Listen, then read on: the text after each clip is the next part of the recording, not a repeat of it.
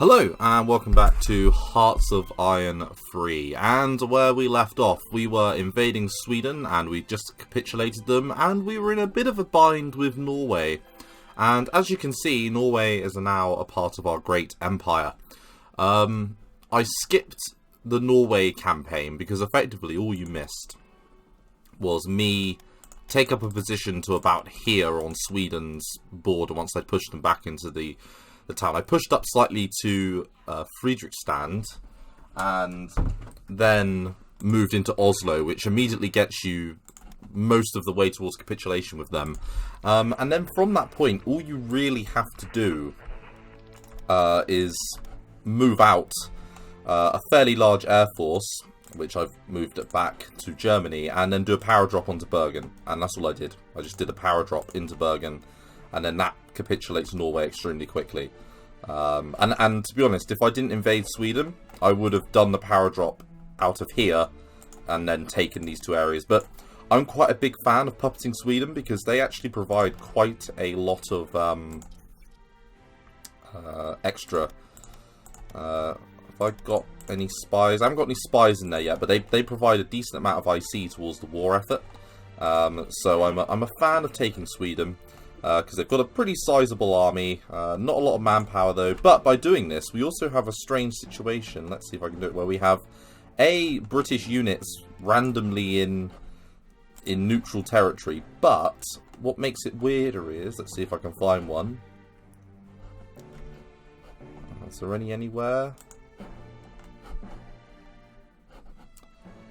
Well, what it normally means is we normally have French troops under Norwegian control, which is quite funny, and British troops as well that are now fighting for us, because they had them as expeditionary forces, so it does make quite an interesting little turnaround. But what this episode is just to give you a breakdown of where we're up to, army-wise, and you're going to start planning now the invasion of the Soviets, but really the southern campaign is going to be of major focus. As you can see, the Italians are doing very well in North Africa. They've managed to push up to Ras Abu Lulwa. I'm not going to do that again. But what they struggle with is they struggle getting past El Alamein. Once they push up past here, they don't generally do so well. And they also struggle to take this province here. And cut off the supply line because, yeah, there's no supply in here, but they struggle taking this, so it'll be interesting to see how they do. Let's just rock through things then. So, as a sort of part of how our forces are doing, I've been building up off camera a fairly large amount of motorized divisions. Now, what these form out of, they form out of ersatz decisions, and then you can upgrade these units. So as you can see, I've got a very large motorized army here for the invasion of the Soviet Union. And supporting that, I've got these newly upgraded panzer divisions. And one that I've made myself, which is purely from an ersatz division that was already armor. I have a couple of Stug units coming in. And we've got some more light infantry and things that I need to move down. These are some decisions units. It's very difficult to keep track of all your units at this point. It does get a little bit ridiculous, the amount of things you have to maintain, but yeah, it's all for the good of the greater German Reich. But let's have a little look at where we're up to diplomacy-wise. So we have these members here now, off the back of our conquests, including Finland. And we control 42% of the victory points available in the world at the moment, which is pretty insane, to be fair. And we'll have another 15.7 or so when we take out the Comintern. So we're well on our way to victory. Taking the Allies out is going to be a problem, though, because they just get stronger as time cools on.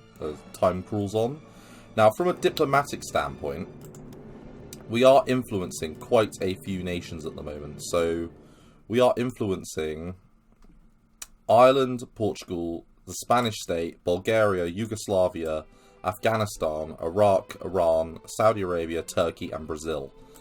All of these are either being influenced by us or are coming towards us, and that's reflected by our technology screen, where you can see we've got 20 points rolling into diplomacy at the moment, which is allowing us to maintain 10 relationships. Now, as well as that, I've still got a fairly large intelligence network going on, working on places like Argentina, Brazil, Romania to support our party, because we want the PGR to be in control. We're doing work on the Soviet Union just to increase their threat, and I'll show you that in a moment. And then we have Turkey and Yugoslavia, which was a part of our faction, but the event triggered to kick them out again. So I am going to be doing the invasion of them very soon. I've got some army corps moving down here to sort that, because it's quite a hilly terrain, and you often find that mountain units are very good down here. So that's really the intelligence update on that front, and our political situation hasn't really changed. In fact, we should probably have a look at this just to sort of see if we've got all the right people in charge. Like, for example, you are probably not the right person to have in charge at the moment, because it's not peacetime. So let's have a little look. We've got any we have got a little bit of consumer goods output here, so it might be worth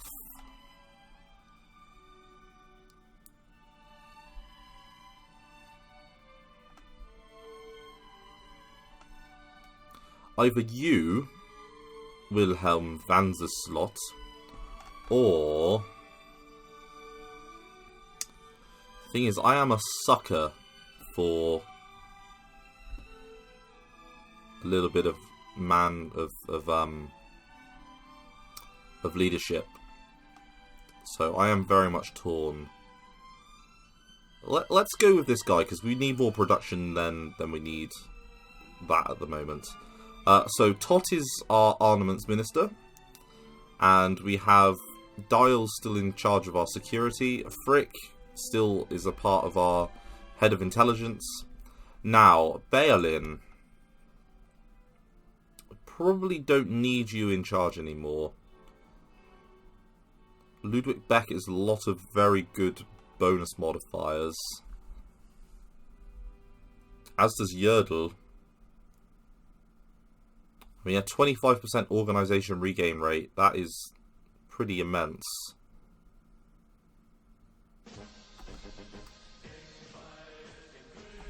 It's very hard to pick sometimes. Some of these choices are not easy.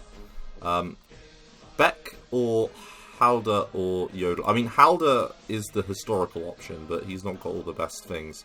I am going to go with Yodel, I think. So von Braustich is still, I think, the best option because of the armor practical decay. We're going to go with Raider still, even though I think Donut should be an option relatively soon. And Goering will keep in charge of the Air Force because he gives quite a good 20% to practical decay. Or, sorry, engineering decay. And we're 68% here on the old setup. And we qualify for 8 cabinet positions. I don't think anyone else qualifies for a cabinet position apart from the... got a little bit of communism here. We're going to need to sort that, because that cannot be allowed to grow, Stalinism. You can tell that they're working on us. But let's see what that does to our production. Yeah, give us another 19, so there you go. Completely worth it. So while we're here, we'll have a look at production. Now, we have a huge amount of armor of things building, because there's a huge amount of upgrade events that have just ticked over. So our army groups are looking a little bit bare while we upgrade our units. We have several battleships and a massive naval program on construction, as well as several garrison units and security units for work in France. Because we've moved our army out of there, and we just need to make sure that we keep an eye on things while we're out of the area. Now let's move Yes, there's always stragglers. There's always straggler units that you think to yourself, ah, I need to move them.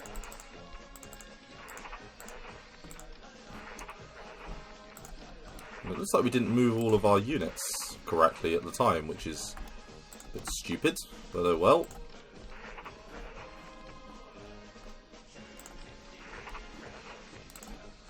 Let's make sure all of our units are going. Jesus.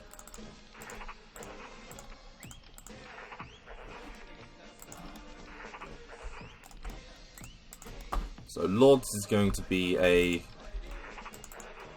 sort of major recruitment area. Sorry, a major area where we congregate our forces. I think that's pretty much all of our troops moved. Got a couple of HQs that we still need to move.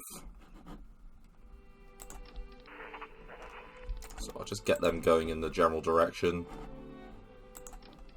Army Group A needs to move in that direction. Along with Martini. Oh, Martini! Yay, Star Wars references. Yeah, you guys need to move out. As you say, it's quite the task moving all these units. Now that everything's very much set up. So we've got a whole bunch of captured stuff here. And with some infantry attachments, these guys can just sort of be some more border patrol. I mean, what I like to do is I like to keep these as they are, to represent the fact that they are, you know, crappy, basic French units. But it's quite fun, you know, to fight D-Day with cruddy French tanks. Let's just put time forward a little bit more. And then from a tech standpoint, we're all very up to date here. We're just doing our 1940... Oh, are these ones ticked? Oh, looks like they have. Right, we're just going to take those off those 41 techs. Yeah. We can start getting, yes, start getting this going. And we can get nuclear research. So we need to do that. I'm behind on that. Yeah, we'll do that. And we are still sinking convoys at a pretty crazy rate. And there you go. Losing. This is the thing. They take a place and then they'll lose it. It's the Italian AI is very interesting. Let's put it that way. In fact, I should set a objective for Italy to take Alexandria and Bar Sud, and if they can do it, Romani, and eventually, hopefully, Tel Aviv. That would be great if we can sort of get all the way round. That would be perfect. And does Israel has a claim on this province, but Palestine doesn't. It's very geopolitical here. Black Eyes team. So these 4 provinces are Israel only, and then everything else is Palestine apparently. It's better not to comment on that. Avoid that topic of conversation, that's for sure. Right, so Blitzkrieg Doctrine. So that's at 41. That one's at 41. Get ore refining and nuclear research. So that's sort of where we're at in this series. Now, the army. We're in a bit of a state of flux at the moment. So let's see if I can follow the OBE up to the Wismannstadt. So we only have 1 million men in the field, just under. At least within this area. And that does include OB Nord, which has most of our mountain troops in place. Yeah, we haven't got a whole lot of troops dotted around, which isn't so good. The most of them are down here, And they haven't been allocated yet to any of these army groups that I'm holding into reserve at the moment. And we've got a load more armies here. I mean, I literally am swimming in armies at the moment. So I am going to need to be careful with how I allocate troops. And there's our Stugs. So I like the custom Stug assault gun models that they put in this game. It's quite fun. And in fact, yes, that's what I wanted to do. So what I'm going to do is I'm going to make the Stugs our assault units. So I'm going to move these cannonades down. And I'm going to build the Stugs into, yeah, units for fighting in the Soviet Union. Yeah, what I'm going to do. That's on my to-do list as well. There's a few things in this campaign that are on my to-do list. Now, from an air standpoint, we have most of our air forces intact. We didn't lose too much in the invasion of the French heartlands. But as you can see, the Brits are fighting a pretty crazy war. What we did have an issue with was we lost a fair amount of our navy in northern attacks. I mean, it's made up for the fact that we've managed to get pretty much all of the Finnish and Swedish navies, plus their air forces, and they've got a pretty sizable navy, to be fair to them. You know, with more submarines, destroyers, and things. So, you know, they've got a decent wad of navy up here. So it does make up for our losses in smaller ships, but our larger ships that we lost, it does not make up for. So we did lose most of our heavy cruiser fleet, which is why I'm rebuilding it. We've only been left with these units here, which does reflect the Northern campaign in a sense. Still got our Baltic fleet for patrol duty. And I have moved all of our submarine assets into Brest. And I'm just awaiting the thing that gives us Italian submarine assets. Our fleets down here have done very well for themselves. It's actually impressive the amount they've sunk. So I'm very happy with their performance. Now, from a diplomatic map mode standpoint, these are all the areas that we directly have a say in. Ignore these red ones. And that could do with being a little bit better. I would say that the Italians look like they're really struggling in Africa like normal.